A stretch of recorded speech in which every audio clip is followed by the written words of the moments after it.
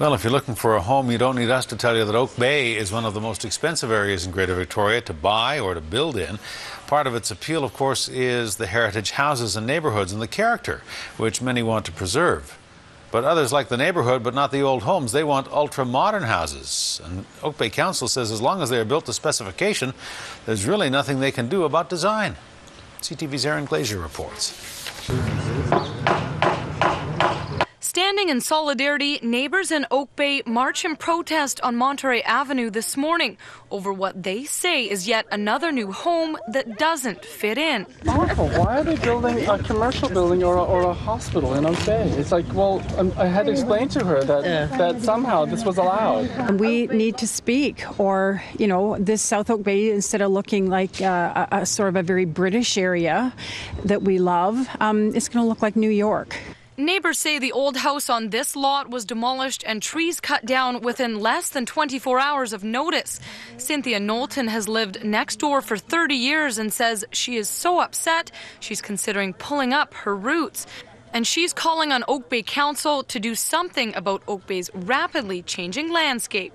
I'd like to see them have a panel that has to go through plans with developers and decide that there would be some rules as to how they look when they're finished and to what they can take off the land.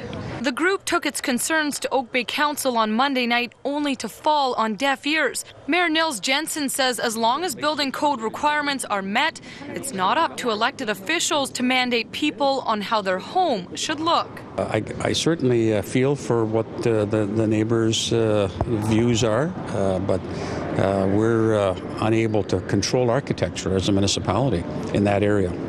It is the ultra-modern designs that this group says stick out like a sore thumb, and the group would like to see developers make a real effort to maintain the feel of their neighbourhood.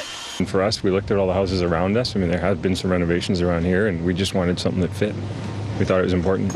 But elements of heritage design can coexist in new buildings. Evidence, says one Oak Bay developer in this new construction at Cornerstone. Design is subjective and everybody has a different opinion about it. We try really hard to do something that pushes the limit of design and really inspires people to buy our homes or hire us to build their homes. But we try also really hard to work with the existing fabric in the neighborhood.